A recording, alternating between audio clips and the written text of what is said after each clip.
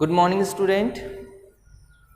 Last video lectures के अंदर अपन ने डिस्कस किया था ग्रुप 15 के एलिमेंट्स के बारे में, ग्रुप 15 की प्रॉपर्टीज़ के बारे में। 3 वीडियो लेक्चर मैंने आप लोगों को प्रोवाइड करवाए हैं जिसमें ग्रुप 15 से रिलेटेड जो भी अपने सिलेबस के अंदर है उससे अपन ने डिस्कस किया है। आज अपन एक नया ग्रुप के बारे में स्टडी करने वाले हैं, वो है ग्रुप नंबर 16। तो चलिए अपन बात कर लेते हैं ग्रुप 16 क्या है। ग्रुप 16 सबसे पहली बात, जैसे आप लोग जानते हो कि इसके अंदर कौन कौन से एलिमेंट है, तो ऑक्सीजन है, सल्फर है, सेलेनियम है, टेल्यूरियम है और पोलोनियम है। इसकी जो ट्रिक होती है वो ये है कि ओल्ड स्टाइल से टीपो, ओल्ड स्टाइल से टीपो, ठीक है ना, ये चीज़ है।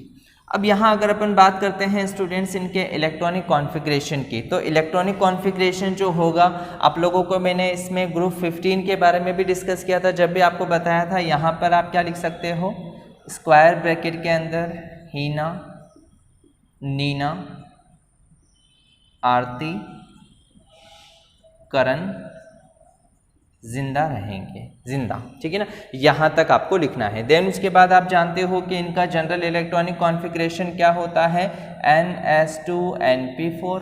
तो यहाँ पर N की वैल्यू कितने लिखेंगे, 2, यहाँ N की वैल्यू 3, 4, 5 एंड 6, ठीक है। तो चलिए लिखते हैं, यहाँ पर ये हो जाएगा आपका 2s2 2p4, ये हो जाएगा 3s2 3p4। यहाँ अपन बात करेंगे तो ये हो जाएगा आपका 4s2 4p4, ठीक है ना। यहाँ पर अपन 3d भी लिख सकते हैं कि 3d10 है। यहाँ पर अपन बात करेंगे तो 4d10 और यहाँ लिखेंगे अपन 5s2 5p4, ठीक है। इसी तरह से यहाँ पर अपन लिख सकते हैं, ये हो जाएगा 4f14 5d10, देन इसके बाद 6s2 6p4, ठीक है। तो ये क्या हो जाता है, इनके इलेक्ट्रॉनिक कॉन्फ़िगरेशन हो जाते हैं, ठीक है।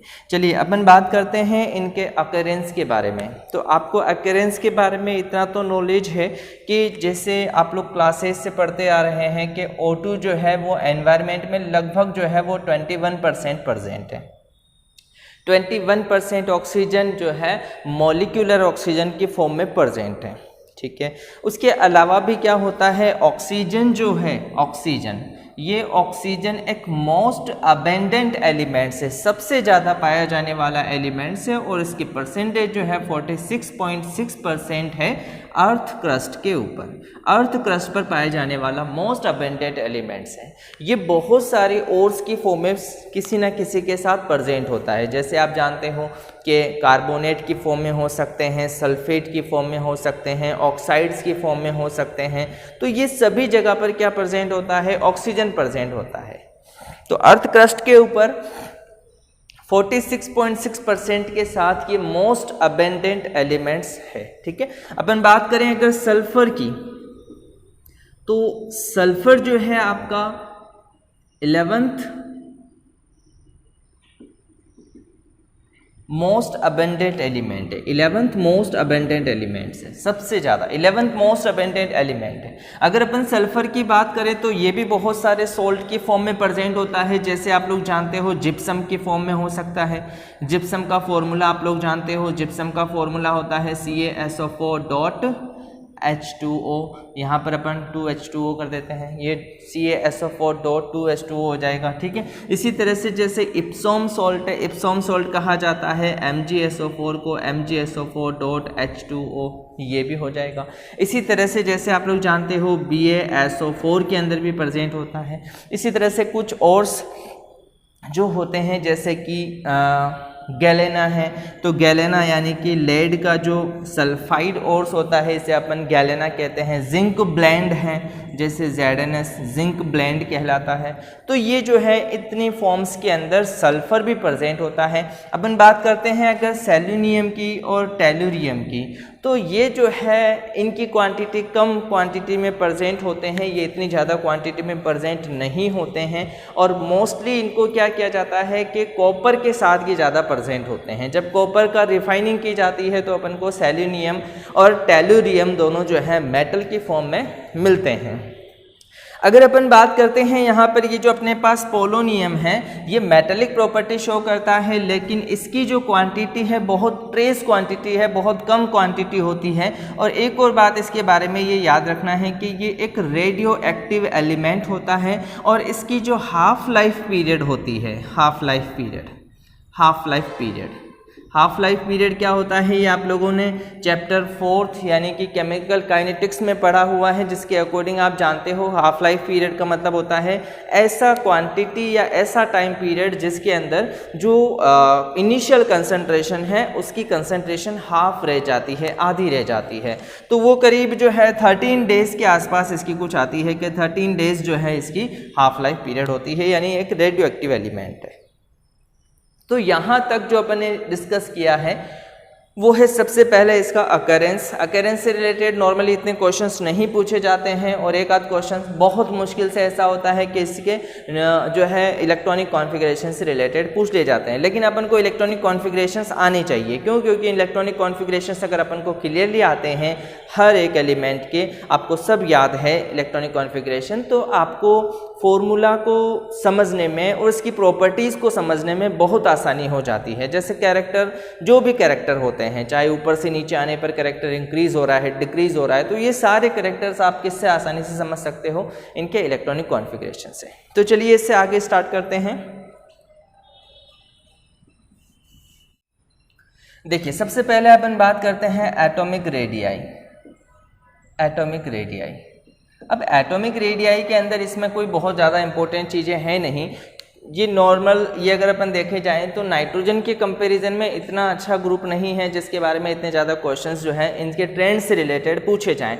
जो क्वेश्चन पूछे जाएंगे वो मैं आपको ज़रूर बताऊंगा, लेकिन अभी यहाँ पर जैसे एटॉमिक रेडियस है, तो एटॉमिक रेडियस में ऐसा कोई भी क्वेश्चन यहाँ पे बहुत सिंपल सा ट्रेंड होता है कि आप जानते हो कि जब अपन लेफ्ट टू राइट चलते हैं, यानी कि अगर मैं ये कहूँ कि यहाँ पर ग्रुप 15 है और यहाँ पर ये है ग्रुप आपका 15, हाँ यस ग्रुप 15 जो कि नाइट्रोजन फैमिली, इससे पहले अपन डिस्कस कर चुके हैं, और उसके बाद ये जो है वो ग्रुप 16 है। तो इसका मतलब ये हुआ कि जब आप ग्रुप 15 और 16 में कंपैरिजन करते हो तो आप ये देखते हो कि when we move left to right, यानी कि जब आप लेफ्ट टू राइट चलते हैं तो यहाँ पर जो एटॉमिक रेडियस है, रेडियस को अपन R से रिप्रेजेंट करते हैं। नॉर्मली आप जानते हो कि रेडियस क्या होती है? डिक्रीज होती है, तो बिल्कुल यहाँ से यहाँ आने पर एटॉमिक रेडियस डिक्रीज होगी, कोई वो नहीं है, ठीक है। अब एटॉमिक रेडियस क्यों डिक्रीज हो रही है? बार बार अपन जानते हैं कि यहाँ पर इफेक्टिव न्यूक्लियर चार्ज जो है वो इंक्रीज हो जाता है इस वजह से। देन उसके बाद अगर अपन यहाँ ये कहते हैं कि अप टू डाउन चलने पर रेडियस में क्या चेंजेस आएगा, तो वो इंक्रीज हो जाएगा। अप टू डाउन चलने पर रेडियस इंक्रीजेज हो जाती है, क्यों? क्योंकि नंबर ऑफ शेल्स इंक्रीज हो जाते हैं। इसके पास नंबर ऑफ शेल्स कितने हैं? यहाँ पर सेकंड शेल चल रहा है, यहाँ पर थर्ड शेल चल रहा है, फोर्थ शेल चल रहा है, 5 चल रहा है, 6 चल रहा है। तो जैसे जैसे नंबर ऑफ शेल्स इंक्रीज होते जाएंगे वैसे वैसे क्या होगा? एटॉमिक रेडियस जो है वो इंक्रीज होती जाएगी। जैसा एटॉमिक रेडियस का ट्रेंड होता है बिल्कुल वैसा ही इसका आयनिक रेडियस का भी ट्रेंड होता है, ठीक है। चलिए देन उसके बाद अपन बात करते हैं इसके अंदर जो सेकंड अपनी प्रॉपर्टीज होती है वो है आयोनाइजेशन एंथैल्पी।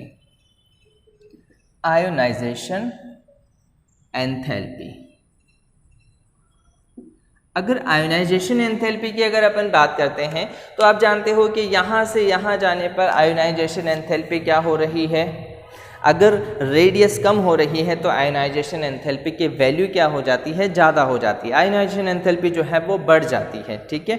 चलिए अब यहाँ पर एक बात तो ये है कि अपन यहाँ से यहाँ यानी कि लेफ्ट टू राइट जाने पर आयोनाइजेशन एंथैल्पी को अपन IE से रिप्रेजेंट कर सकते हैं। जब अपन लेफ्ट टू राइट चलते हैं तो ये इंक्रीज हो जाती है, और जब अपन अप टू डाउन चलते हैं तो ये नॉर्मली क्या हो जाती है? डिक्रीज हो जाती है। बस थोड़ी सी बात यहाँ पर कंसेप्ट ये हो जाता है कि ये जो नाइट्रोजन फैमिली है, क्योंकि आप जानते हो कि नाइट्रोजन फैमिली के अंदर NS2NP3 होता है, जो कि क्या होता है? एक हाफ फील्ड स्टेबिलिटी होती है। तो वहां पर एक्सेप्शनल क्या हो जाता है कि आयोनाइजेशन एंथैल्पी की वैल्यूज थोड़ी ज़्यादा हो जाती है, तो इसलिए जो ट्रेंड चल रहा होता है उसके कंपैरिजन में थोड़ी ये इतनी ज़्यादा नहीं बढ़ती है, ठीक है। लेकिन हाँ ये जरूर है कि आप जब आप यहाँ से लेफ्ट टू राइट चलते हैं तो आयोनाइजेशन एंथैल्पी की वैल्यू इंक्रीज हो जाती है, और अप टू डाउन चलने पर आयोनाइजेशन एंथैल्पी की वैल्यू जो है वो क्या हो जाएगी? डिक्रीज हो जाएगी। चलिए देन उसके बाद थर्ड प्रॉपर्टीज की बात करते हैं। तो जो थर्ड प्रॉपर्टी है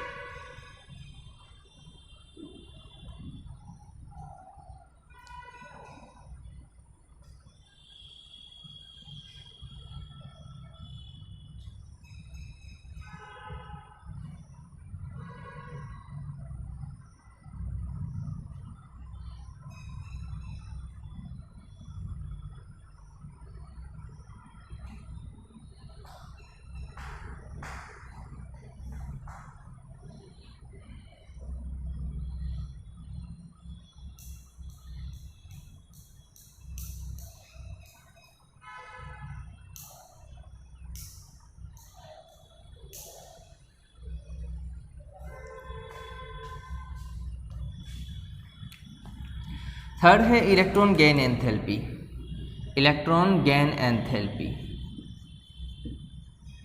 electron gain enthalpy. Yes, next property जो आती है वो आपके इलेक्ट्रॉन गेन एंथैल्पी है। इलेक्ट्रॉन गेन एंथैल्पी को अपन शॉर्ट फॉर्म के अंदर EGE से भी रिप्रेजेंट कर सकते हैं। आपको थोड़ा सा इसमें ये याद रखना है कि ये जो फैमिली है यानी कि ग्रुप 16 के जो एलिमेंट है ये क्या होते हैं, have high negative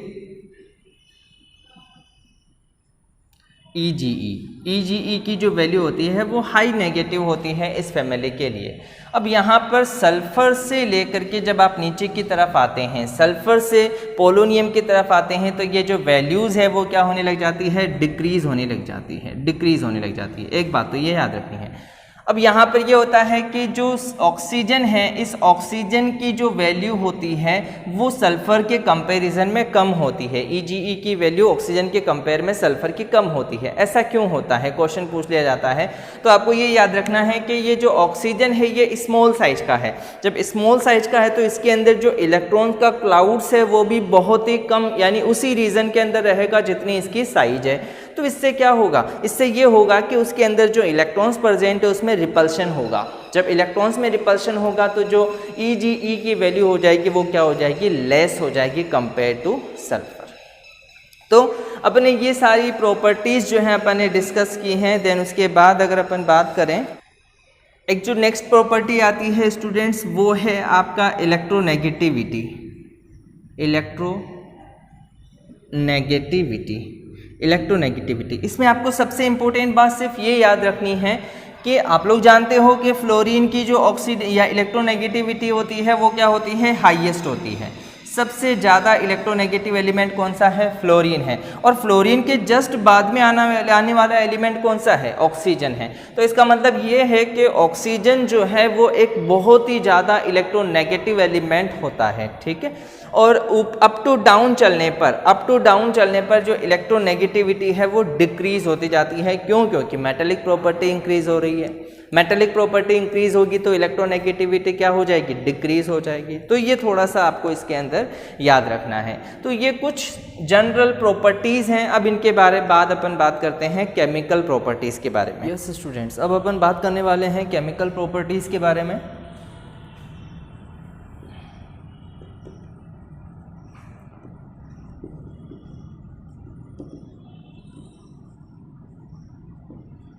sixteen group के जो एलिमेंट्स हैं उनकी केमिकल प्रॉपर्टीज़ के बारे में। इसमें सबसे पहली जो केमिकल प्रॉपर्टीज़ आती है वो है ऑक्सीडेशन स्टेट। देखिए, ऑक्सीडेशन स्टेट थोड़ी सी इंपॉर्टेंट है, याद रखनी है आपको। नॉर्मली ये जो एलिमेंट्स हैं ये सभी एलिमेंट्स क्या करते हैं, नॉर्मली -2 वैलेंसी या -2 ऑक्सीडेशन स्टेट को शो करते हैं, सबसे पहली बात, ठीक है। इनके अलावा भी क्या होता है, इनके अंदर +4 और +6 ऑक्सीडेशन स्टेट भी ये शो करते हैं। नॉर्मली तो जो है -2 करेंगे, लेकिन इनके अलावा ये +4 और +6 ऑक्सीडेशन स्टेट को भी शो करते हैं, क्योंकि आप लोग जानते हैं कि यहाँ पर इनका इलेक्ट्रॉनिक कॉन्फ़िगरेशन NH2NP4 होता है, ठीक है ना। तो ये यहाँ से क्या करते हैं, नॉर्मली 2 इलेक्ट्रॉन ले लेते हैं। जब ये 2 इलेक्ट्रॉन लेंगे तो इन पर चार्ज क्या आ जाएगा, -2 आ जाएगा। तो इसका मतलब ये है कि ये सभी इलेक्ट्रॉन्स 2 इलेक्ट्रॉन्स लेना चाहते हैं तो इनके ऊपर क्या चार्ज आ जाता है, -2 आ जाता है। लेकिन होता क्या है स्टूडेंट्स, ऊपर से नीचे आने पर मेटेलिक प्रॉपर्टी इंक्रीज हो जाती है। तो मेटेलिक प्रॉपर्टी इंक्रीज होने से इनकी जो -2 ऑक्सीडेशन स्टेट शो करने की जो टेंडेंसी है वो डिक्रीज हो जाती है, और यहाँ पर +4 और +6 ऑक्सीडेशन स्टेट को शो करने की टेंडेंसी थोड़ी ज़्यादा हो जाती है, इंक्रीज हो जाती है। लेकिन अपन बात करते हैं +4 और +6 के अंदर भी ज़्यादा स्टेबल कौन सी होती है, कौन सी ज़्यादा जो है ज़्यादा टेंडेंसी शो करती है। या जैसे अपन बात करें नीचे की तरफ आने पर पोलोनियम जो है वो +6 में ज़्यादा स्टेबल होगा या +4 में ज़्यादा स्टेबल होगा। तो यहाँ पर इसका आंसर ये रहेगा स्टूडेंट्स कि ये +4 जो है वो ज़्यादा अच्छी ऑक्सीडेशन स्टेट को शो करेगा। इसकी वजह क्या रही, तो लास्ट टाइम अपन ने जो ग्रुप पढ़ा था फर्स्ट, यानी कि जो ग्रुप 15 था, उसके अंदर अपन ने एक इनर्ट पेयर इफेक्ट की बात की थी। बिल्कुल सेम वही इफेक्ट यहाँ पर भी फॉलो होगा। यहाँ के ये जो 2 इलेक्ट्रॉन्स हैं NH2, ये 2 इलेक्ट्रॉन्स इनर्ट हो जाएंगे, इनएक्टिव हो जाएंगे। तो इस तरह से केवल ये 4 इलेक्ट्रॉन्स डोनेट करने के लिए तैयार होगा, ठीक है ना। तो यहाँ से +4 ऑक्सीडेशन स्टेट की टेंडेंसी जो है वो इंक्रीज हो जाएगी। थोड़ी सी बस ये बात आपको याद रखनी है कि ऑक्सीडेशन स्टेट वैसे नॉर्मली ये -2 शो करते हैं, लेकिन +4 और +6 ऑक्सीडेशन स्टेट भी शो करते हैं। ऊपर से नीचे आने पर +4 ऑक्सीडेशन स्टेट जो है वो टेंडेंसी इंक्रीज हो जाती है। चलिए, फर्स्ट तो बात हुई आपकी ये वाली।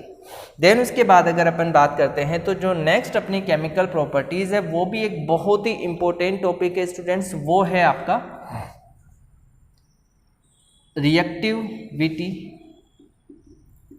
रिएक्टिविटी टुवर्ड्स हाइड्रोजन,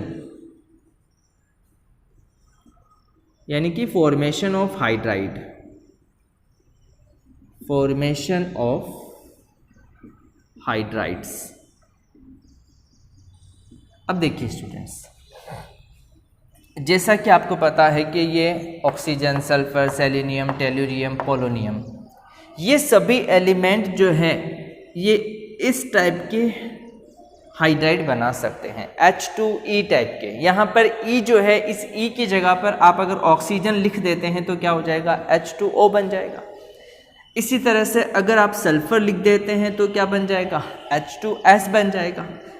इसी तरह से Se हो जाएगा, इसी तरह से Te हो जाएगा और इसी तरह से PO भी हो जाएगा। लेकिन नॉर्मली क्या होता है, PO जो है वो क्या होता है, रेडियो एक्टिव एलिमेंट होता है, तो अपन इसको हटा देते हैं। रेडियो एक्टिव एलिमेंट की स्टडी करना थोड़ा मुश्किल होता है, क्यों? क्योंकि उनकी हाफ लाइफ पीरियड जो है वो लो होती है, वो रिएक्ट करते हैं, उससे पहले ही वो डिकम्पोज हो जाते हैं, ठीक है ना। तो चलिए अपन बात करते हैं, जैसे ये H2O है, H2S है, H2Se और H2Te है, ठीक है। नॉर्मली आप लोग जानते हैं कि ये जो H2O है, अगर मैं बात करूं इसके स्ट्रक्चर के ऊपर कि इसका स्ट्रक्चर क्या होगा, तो स्ट्रक्चर निकालने से पहले मुझे क्या आना चाहिए, मुझे इसकी हाइब्रिडाइजेशन निकालना आना चाहिए। तो आप जानते हो कि नॉर्मली जैसे मैंने मान लीजिए इसको ऐसे बता दिया कि ये कुछ इस तरह का स्ट्रक्चर है, ठीक है ना। और H2O के अंदर क्या होते हैं, 2 लोन पेयर्स प्रेजेंट होते हैं, जैसे यहाँ पर ये 2 लोन पेयर्स मैंने शो करा दिए।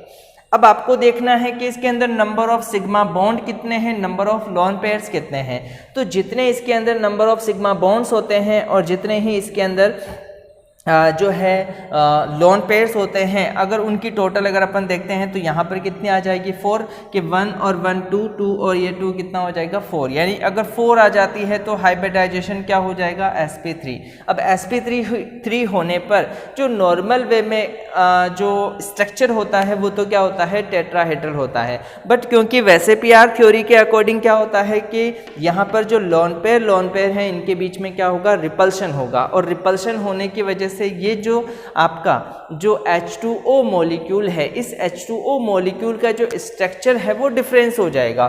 तो यहाँ पर अपन ये कह सकते हैं कि ये V शेप का होता है ना, ठीक है। अब आपको इंपॉर्टेंट बात क्या याद रखनी है, यहाँ पर जो बॉन्ड एंगल होता है, वैसे तो नॉर्मली क्या होता है, टेट्राहेड्रल होने पर जो है 109 होना चाहिए था, बट क्योंकि यहाँ पर क्या प्रेजेंट है, लोन पेयर्स प्रेजेंट है और इनमें रिपल्शन होगा, तो रिपल्शन होने की वजह से ये जो बॉन्ड है ये क्या हो जाएंगे, ये बॉन्ड धीरे धीरे पास में आना शुरू हो जाएंगे। तो इनके बीच का जो एंगल है वो 109 से घट करके कितना रह जाता है, 104.5 है ना, 104.5 जो है डिग्री का रह जाता है। चलिए, अब यहाँ पर अगर अपन बात करते हैं H2S के बारे में, तो इसका स्ट्रक्चर भी कुछ इस तरह का होता है, ठीक है ना। इसी तरह से अगर अपन बात करें इसका, तो इसका स्ट्रक्चर कुछ इस तरह से होता है। लोन पेयर सभी पे प्रेजेंट होंगे, ठीक है। इसी तरह से जैसे ये Te है तो इसका स्ट्रक्चर कुछ इस तरह से होता है।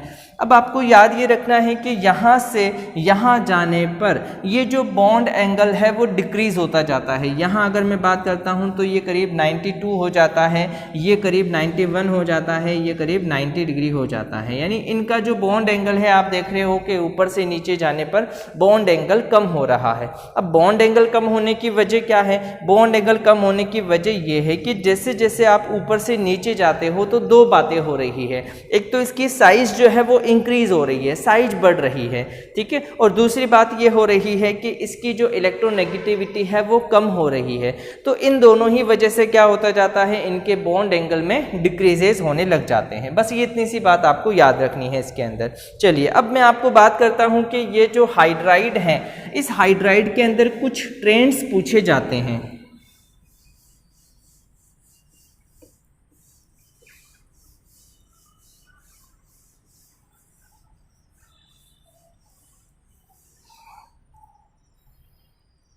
अब ये ट्रेंड्स कौन कौन से हैं?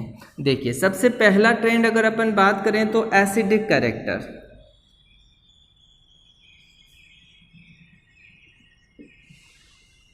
Acidic character.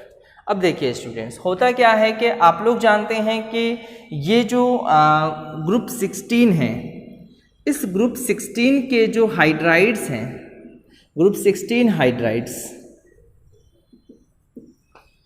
Are weak acid. Weak acid होते हैं ये, ठीक है ना। एक तो इतनी सी बात आपको याद रखनी है। अगर अपन बात करें इनके अंदर के एसिडिक कैरेक्टर में क्या हो रहा है, तो एसिडिक कैरेक्टर का मतलब क्या होता है? जैसे अगर अपन बात करें, ये आपके पास H2O है, ये एसिडिक कैरेक्टर शो करेगा। तो कब शो करेगा? जब ये H+ आयन प्रोवाइड करवाएगा, तभी जाकर ये क्या करेगा, एसिडिक कैरेक्टर शो करेगा। तो एसिडिक कैरेक्टर शो करने के लिए भी सीधी सी बात ये है कि यहाँ पर इसका एसिडिक कैरेक्टर का ट्रेंड कुछ ऐसे चलता है, ये ज़्यादा एसिडिक, ये ज़्यादा एसिडिक और ये ऐसा एसिडिक, ठीक है ना। चलिए, तो इनका एसिडिक कैरेक्टर की बात करें तो ये लेस एसिडिक है और ये मोर एसिडिक है। तो अप टू डाउन चलने पर एसिडिक कैरेक्टर क्या हो रहा है, इंक्रीज हो रहा है। चलिए दूसरी बात कर लेते हैं इसके अंदर थर्मल स्टेबिलिटी की। थर्मल स्टेबिलिटी, हाइड्राइड के अंदर ही चल रहे हैं अपन, थर्मल स्टेबिलिटी। अब ये थर्मल स्टेबिलिटी में क्या होता है कि ये जो H2S है, H2Se है और H2Te है, ठीक है ना, इसमें ज़्यादा स्टेबल ये होता है, फिर इससे ये, फिर इससे ये। यानी कि थर्मली स्टेबल कौन सा है? सबसे ज़्यादा स्टेबल H2O है। आपको पता है H2O जो होता है वो मोस्ट स्टेबल होता है। तीसरी अगर अपन बात करते हैं ट्रेंड्स की, तो वो है रिड्यूसिंग कैरेक्टर। रिड्यूसिंग कैरेक्टर, अब देखो रिड्यूसिंग कैरेक्टर का मतलब क्या होना है, किसी को रिड्यूस कराना है। तो रिड्यूस कराने के लिए अपन को क्या करना पड़ेगा, उसको हाइड्रोजन प्रोवाइड करवाना पड़ेगा। तो अपन जानते हैं जो इसका एसिडिक कैरेक्टर है बिल्कुल सेम वही ट्रेंड क्या हो जाता है, एसिडिक का रिड्यूसिंग कैरेक्टर का हो जाता है। यानी कि ये जो टेल्यूरियम है, ये टेल्यूरियम इजीली क्या कर देगा, H+ प्रोवाइड करवा देगा। क्यों प्रोवाइड करवा देगा? तो वजह ये है कि भाई यहाँ से यहाँ आने पर जो साइज है वो इंक्रीज हो रही है। जब साइज इंक्रीज होगी तो उनके बीच में, यानी कि इस मेटल और ये जो हाइड्रोजन है, इनके बीच में जो बॉन्ड बना हुआ है वो भी थोड़ा बड़ा हो जाएगा, वीक हो जाएगा। और जैसे ही वो वीक हो जाएगा तो वहाँ से हाइड्रोजन को बाहर निकालना इजी हो जाएगा। तो जब हाइड्रोजन आसानी से बाहर निकालेंगे तो मतलब उसका रिड्यूसिंग कैरेक्टर इसका ज़्यादा हो जाएगा और इसका कम हो जाएगा, ठीक है ना। तो ये हुआ रिड्यूसिंग कैरेक्टर या रिएक्टिविटी टूवर्ड्स हाइड्रोजन। अब अगर अपन बात करते हैं रिएक्टिविटी टूवर्ड्स ऑक्सीजन की, तीसरी जो प्रॉपर्टीज है स्टूडेंट्स वो है रिएक्टिविटी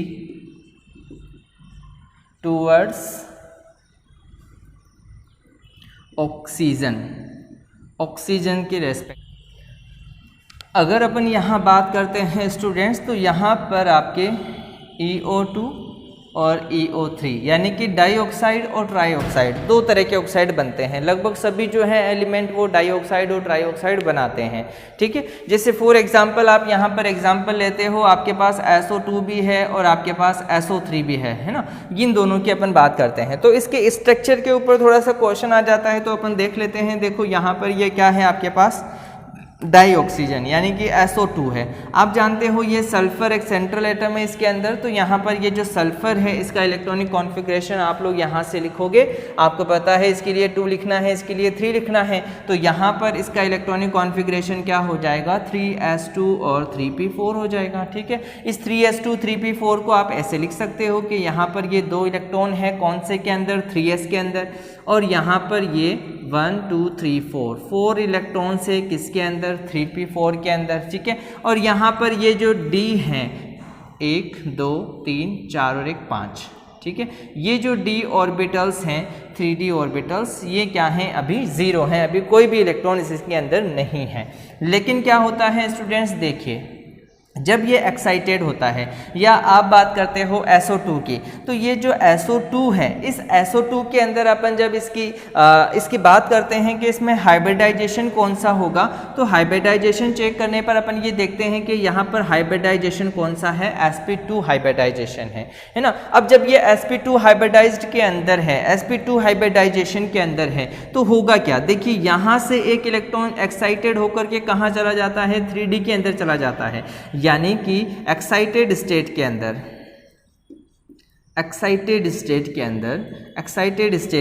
ये 3s के अंदर तो इलेक्ट्रॉन रहते हैं, जैसे ये तो हो गया 3s2।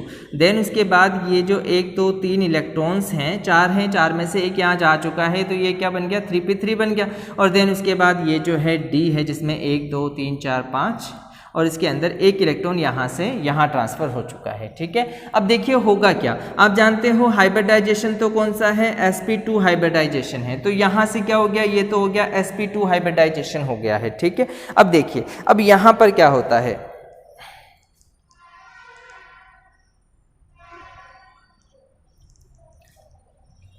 अब देखिए स्टूडेंट्स अब क्या होगा कि भाई ये तो हाइब्रिडाइज्ड ऑर्बिटल हो गए, और ये जो है ये कौन सा है, ये p ऑर्बिटल है लेकिन अनहाइब्रिडाइज्ड है यानी इसका हाइब्रिडाइजेशन नहीं हुआ है, और ये d ऑर्बिटल है इसका भी हाइब्रिडाइजेशन नहीं हुआ है। ठीक है, अब होगा क्या, अब यहाँ पर सल्फर के साथ जब ऑक्सीजन आता है तो ऑक्सीजन के पास क्या होता है p ऑर्बिटल के अंदर एक फ्री इलेक्ट्रॉन पड़ा रहता है, अनपेड इलेक्ट्रॉन। ठीक है, तो ये अनपेड इलेक्ट्रॉन, एक जो अनपेड इलेक्ट्रॉन होता है ऑक्सीजन का, ऑक्सीजन इलेक्ट्रॉन्स वो इलेक्ट्रॉन यहाँ पर यूज में ले लेता है। ठीक है ना, इसी तरह से एक इलेक्ट्रॉन ऑक्सीजन का जो है वो यहाँ पर यूज में आ जाता है। तो इस तरह से अगर अपन देखें यहाँ पर ऑक्सीजन का कौन सा इलेक्ट्रॉन आया है, तो p इलेक्ट्रॉन आया है, यानी कि p ऑर्बिटल का इलेक्ट्रॉन आया है। यहाँ अगर अपन बात करते हैं तो ये जो सल्फर का इलेक्ट्रॉन है वो कौन सा है, वो भी p ऑर्बिटल का है।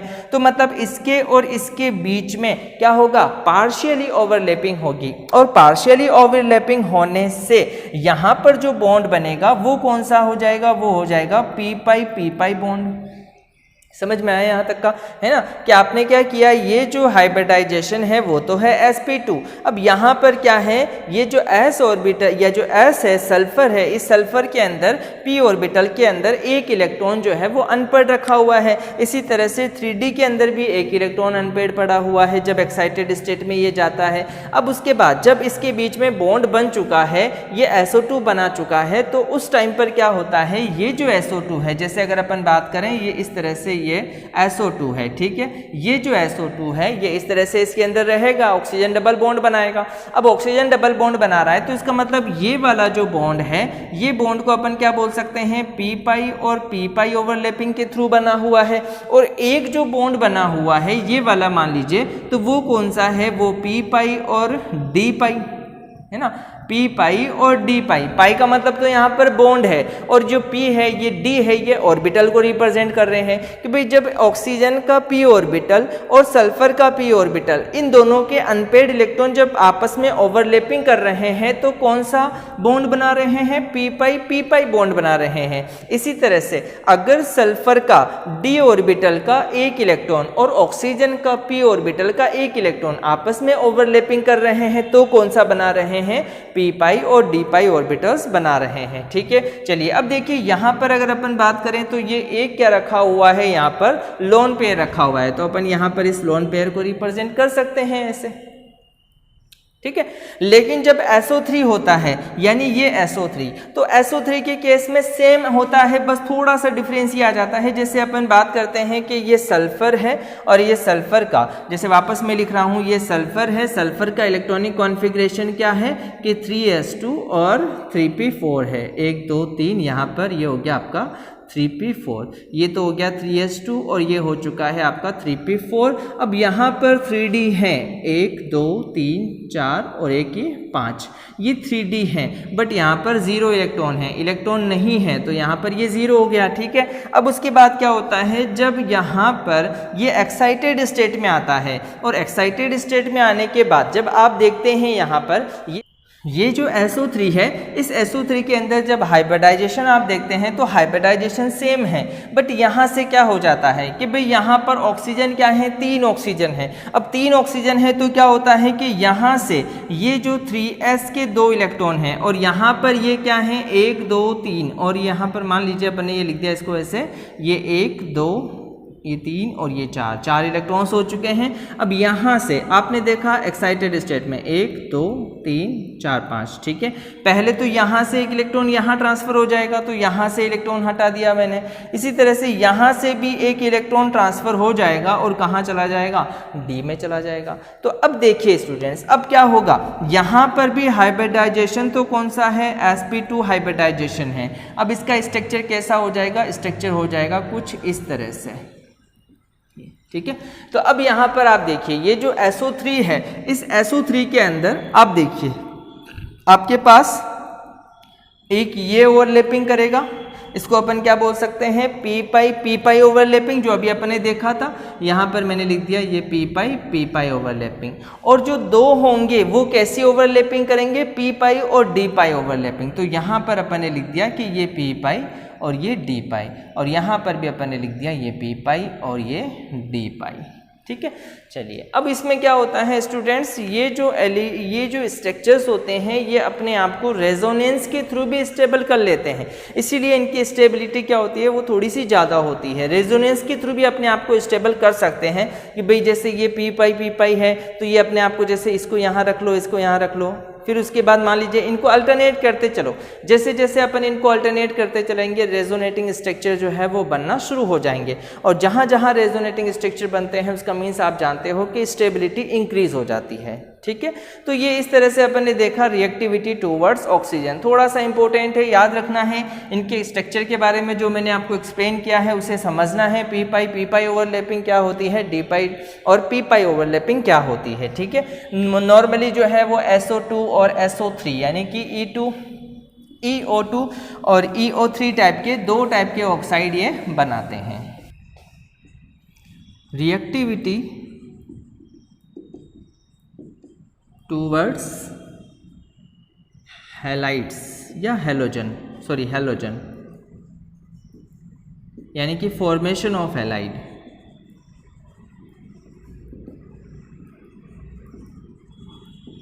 अब ये जो फॉर्मेशन ऑफ हैलाइड है ना स्टूडेंट्स, इसमें आपको मेनली 2 ही बातें याद रखनी हैं। एक तो आपको याद रखना है टेट्रा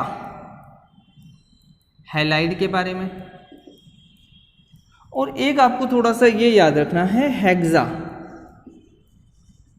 हैलाइड के बारे में। 2 बातें, एक तो टेट्रा हैलाइड, जैसे फॉर एग्जांपल आपको पता है SF4, ठीक है, और एक आपको याद रखना है जैसे SF6। नॉर्मली इन दोनों पर ही ज़्यादा क्वेश्चंस पूछे जाते हैं, मैं इसी को एक्सप्लेन कर देता हूँ। देखिए रिएक्टिविटी टूवर्ड्स हैलोजन, यानी आप जानते हो कि ये जो जितने एलिमेंट्स हैं, जैसे नॉर्मली ज़्यादातर एलिमेंट्स जो है, जैसे इसमें मोस्ट ऑफ जो है सल्फर के बारे में ही क्वेश्चन पूछा जाता है, ठीक है। अब ये जो सल्फर है या कभी कभी सेल्यूरियम के बारे में भी पूछ लिया जाता है, तो इसके बारे में भी मैं आपको बता दूंगा, ठीक है। ये जो सल्फर है, इस सल्फर के अंदर 2 तरह के हाइड्राइड जो है नॉर्मली बन रहे हैं।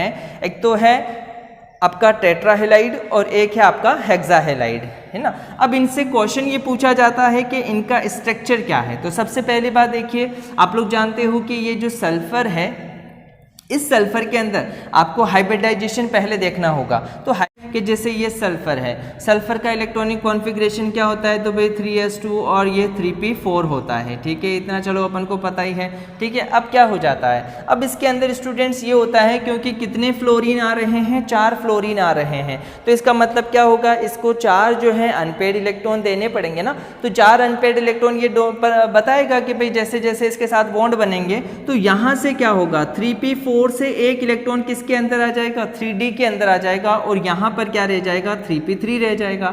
तो इस तरह से यहाँ पर हाइब्रिडाइजेशन क्या हो जाएगा, तो ये सभी हाइब्रिडाइजेशन में पार्टिसिपेट करेंगे, और जब पार्टिसिपेट तीनों करेंगे तो क्या हो जाएगा, sb है और p कितने हैं, 3 है, तो g कितने हैं, 1 है, तो हाइब्रिडाइजेशन कौन सा हो जाएगा, sp3d हाइब्रिडाइजेशन हो जाएगा। अब sp3 हाइब्रिडाइजेशन है तो sp3d हाइब्रिडाइजेशन का मीन्स होता है कि जो स्ट्रक्चर होगा वो कौन सा हो जाएगा, वो हो जाएगा ट्राइगोनल बाइपिरामिडल, ठीक है। नॉर्मली ये स्ट्रक्चर होना चाहिए था कि ट्राइगोनल बाइपिरामिडल, मगर आप लोग जानते हो क्योंकि यहाँ पर देखो 3s2 यानी कि 2 इलेक्ट्रॉन प्रेजेंट है, 2 इलेक्ट्रॉन एक साथ प्रेजेंट है, तो इसका मतलब लोन पेयर प्रेजेंट है। अब जब ये लोन पेयर प्रेजेंट है तो यहाँ पर स्ट्रक्चर जो है वो बाइपिरामिडल तो हो नहीं सकता है, कुछ ना कुछ तो वहाँ पर चेंजेस आ जाएगा। अब चेंजेस क्या होगा, जैसे अपन बात करते हैं ट्राइगोनल बाइपिरामिड का स्ट्रक्चर बनाते हैं, जैसे आपने क्या किया, सेंटर के अंदर रख दिया सल्फर को, एक फास्फोरस लगा दिया यहाँ पर, सॉरी फ्लोरीन लगा दिया यहाँ पर, एक फ्लोरीन यहाँ पर लगा दिया, एक फ्लोरीन आपने यहाँ लगा दिया, एक फ्लोरीन जो है आपने यहाँ लगा दिया, और अब जो लोन पेयर है वो कहाँ आ जाएगा, यहाँ आ जाएगा, ठीक है। तो ये इस तरह का स्ट्रक्चर बनेगा। अब ये जो स्ट्रक्चर होता है स्टूडेंट्स, ये स्ट्रक्चर, इस स्ट्रक्चर को अपन कहते हैं सीसो स्ट्रक्चर, याद रखना है, इंपॉर्टेंट है। ये क्या कहलाता है, ये कहलाता है सीसो, ये सीसो स्ट्रक्चर कहलाता है। ये जो स्ट्रक्चर बनेगा इसको अपन सीसो स्ट्रक्चर कहेंगे। अच्छा, एक और बात स्टूडेंट्स, आपके दिमाग में ये क्वेश्चन आ सकता है कि भाई ये जो लोन पेयर है, इस लोन पेयर को यहीं क्यों लगाया, यहाँ क्यों नहीं लगा दिया गया। आप लोग जानते हैं, देखिए यहाँ पर जो बॉन्ड एंगल होगा वो क्या होगा, कम होगा, और यहाँ पर जो बॉन्ड एंगल होगा वो ज़्यादा होगा। जब ये जो बॉन्ड एंगल है वो ज़्यादा है तो इसका मतलब क्या होगा स्टूडेंट्स, कि यहाँ पर रिपल्शन कम होगा, और जो बॉन्ड है या जो आपके लोन पेयर्स हैं, लोन पेयर और बॉन्ड पेयर के अंदर क्या होता है, रिपल्शन ज़्यादा होता है। तो रिपल्शन को कम करने के लिए ये जो लोन पेयर है या जो बॉन्ड पेयर है वो अपने आप को इस तरह से सेट करना चाहते हैं जिससे कि इनके बीच में रिपल्शन कम हो। तो इसीलिए क्या कर दिया जाता है, इनको इनके ऊपर यानी एक्वेटोरियल के ऊपर रख दिया जाता है, ना कि एक्सियल के ऊपर रखा जाएगा, ठीक है। तो ये बात आपको याद रखनी है, ठीक है। चलिए, अब उसके बाद SF6 की अगर अपन बात करते हैं तो जैसे ये तो बहुत सिंपल सी चीज़ हो जाएगी। आप जानते हो S का जो हाइब्रिडाइजेशन है वो चेक करेंगे तो 3s2 और यहाँ पर क्या है 3p4 है। आपको कितने लोन पेयर अनपेड इलेक्ट्रॉन चाहिए, 6 इलेक्ट्रॉन चाहिए। तो यहाँ से अगर अपन बात करें तो एक तो चला गया, जैसे 3d1 हो गया, ठीक है। अब कितने हो गए भाई, यहाँ पर 3 रह गए, 3 और 1 ये कितना हो गया, 4 हो गए, लेकिन अभी भी 2 और चाहिए। तो यहाँ से क्या होगा, ये जो 3 है 3s है, यहाँ पर भी 1 इलेक्ट्रॉन रह जाएगा और ये d में चला जाएगा। तो d के अंदर कितने हो गए, 2 इलेक्ट्रॉन हो गए और दोनों ही अनपेड रहेंगे। अब ये जो अनपेड इलेक्ट्रॉन है तो इस तरह से जो हाइब्रिडाइजेशन होगा वो क्या बन जाएगा, sp3d2 हाइब्रिडाइजेशन बन जाएगा। अब sp3d2 हाइब्रिडाइजेशन बनने पर जो स्ट्रक्चर होगा वो क्या हो जाएगा स्टूडेंट्स, वो हो जाएगा ऑक्टाहेड्रल स्ट्रक्चर। अब ये ऑक्टाहेड्रल स्ट्रक्चर कैसा बनाया जाता है आप लोग समझते होंगे शायद। अगर ये F है, ये F है, ये F है और ये F है और एक यहाँ पर F लगा दिया गया, एक यहाँ F लगा दिया गया, तो ये इस तरह से बन जाएगा, ठीक है। इस तरह से ऑक्टाहेड्रल, जैसे फॉर एग्जांपल जैसे मान लीजिए भाई ये आपके पास ऑक्टाहेड्रल स्ट्रक्चर का मतलब क्या होता है, जैसे मान लीजिए ये आपके पास सेंटर के अंदर मैंने क्या रख दिया, इसमें सल्फर रख दिया है, ठीक है। अब यहाँ से एक फ्लोरीन यहाँ जुड़ जाएगा, एक फ्लोरीन यहाँ, एक फ्लोरीन यहाँ, एक फ्लोरीन यहाँ जुड़ जाएंगे, 4 फ्लोरीन तो यहाँ जुड़ गए, एक फ्लोरीन इसके जस्ट आगे की तरफ सामने जुड़ गया, एक फ्लोरीन जो है वो जस्ट नीचे की तरफ जुड़ गया। अब मान लीजिए मैं इसको ऐसे कर देता हूँ। अब देखिए यहाँ पर एक फ्लोरीन है ऊपर, तो एक ऐसे जुड़ेगा, एक ऐसे जुड़ेगा, एक ऐसे जुड़ेगा, एक ऐसे, तो मतलब 1 2 3 4 4 फेस बन जाएंगे। फेस को ये अपन क्या बोलते हैं, हेड्रल। तो 4 फेस ऊपर बन रहे हैं तो 4 फेस नीचे भी बनेंगे, तो 8 हो जाएंगे, उनको अपन क्या बोलेंगे, ऑक्टा। तो यहाँ पर क्या बन जाएगा, ऑक्टाहेड्रल बन जाएगा। तो ये है स्टूडेंट्स आप लोगों के केमिकल प्रॉपर्टीज ऑफ ग्रुप 16। अब जो नेक्स्ट वीडियो लेक्चर है, उस नेक्स्ट वीडियो लेक्चर में मैं आप लोगों से इसके अंदर जो कंपाउंड्स हैं, जो इनके कंपाउंड्स हैं, जैसे डाइऑक्सीजन है, सल्फ्यूरिक एसिड है, SO2 SO3 है, इनके बारे में अपन नेक्स्ट वीडियोस के अंदर डिस्कस करेंगे।